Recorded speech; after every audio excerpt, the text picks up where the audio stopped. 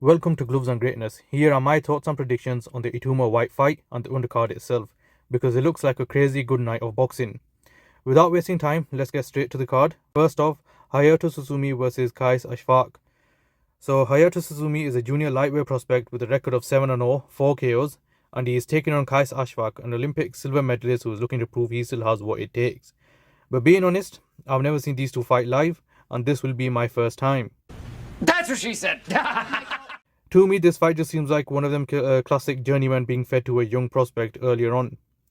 But I can't be talking out my ass, and if you know more about these two, meaning if there is more than meets the eye, please do educate me in the comments. Until then, my prediction for this fight is a Suzuki win, and I'll say it'll go the distance. Now next up, it will be Ray Ford versus Abraham Nova. And for any of you that don't know, originally it was meant to be Anthony Kakachi. Abraham Nova was a late replacement, but we'll get to that as well. Now, in this fight, I was actually really looking forward to the original fight with Ray Ford and Anthony Kakachi. Ford is a brilliant fighter with excellent skills and does not mind having a scrap if necessary. Also, now at 130, he looks a lot more explosive and comfortable doing his craft, with his most recent fights not even being competitive at all.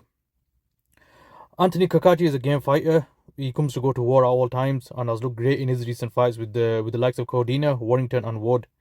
This fight looked to be, in my opinion, fight of the night, because it could have turned into a fireworks show at any point, or it could have just stayed into a beautiful chess match. But Kakachi had to pull out due to injury, and we wish him a speedy recovery. And now Ray Ford is fighting the fucking Human Torch. Shit has just got real. Sorry, what now? Oh no, wait, that's not the right guy. Sorry, now I found the real guy. It's Abraham El Supernova. Yeah, he doesn't have any cool catchphrases for me to use, so I'm just going to move on. Now, Nova's most recent win came against someone who has 72 losses, and before that, he was on a losing streak of 3 fights. Not to mention, this was also his first stoppage win in over 2 years. However, he does bring a fiery fight style and something to prove. He is the bigger man as well, and let's not forget this is a late replacement. We all know what can happen with the late replacements. Let's just ask AJ. Relax. If you want to go now, put this chair across your face. Don't. Now, I feel his and Ford's style will gel well, and we will get a good fight. And I'm going to tip this in the favour of Ray Ford. I just feel Ford is overall the better boxer and will be able to use his skill to cruise to a comfortable points win.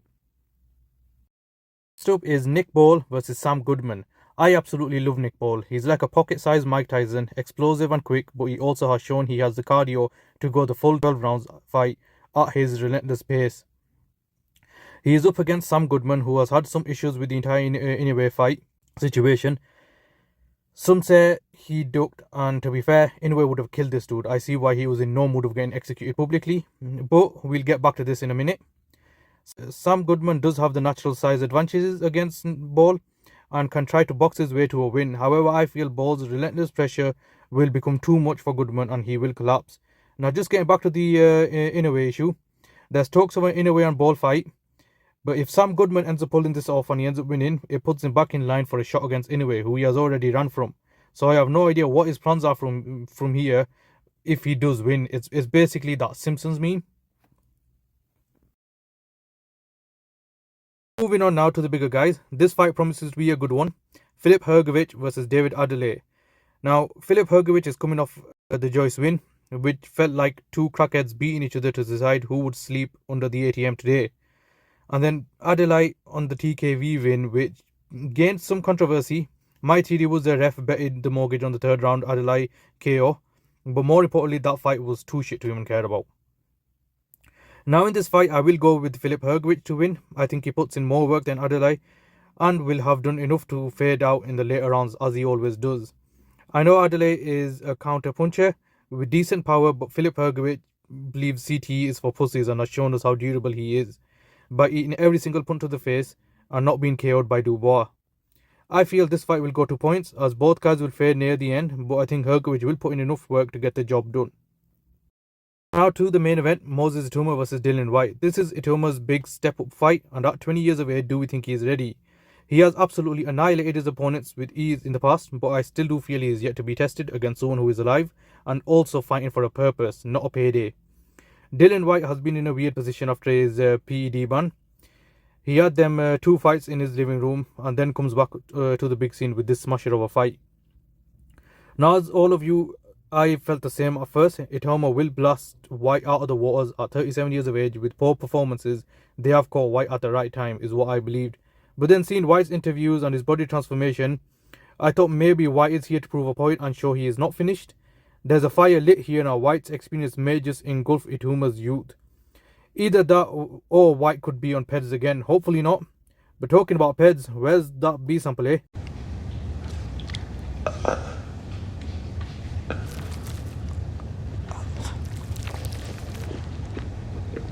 So my prediction is, even I don't know why, but the heart is saying Dylan White will pull this off by stoppage 2.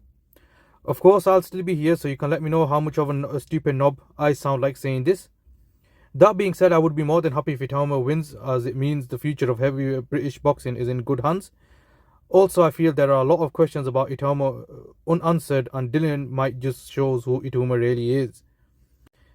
That is all for this video. As before, please like, share, subscribe and take care.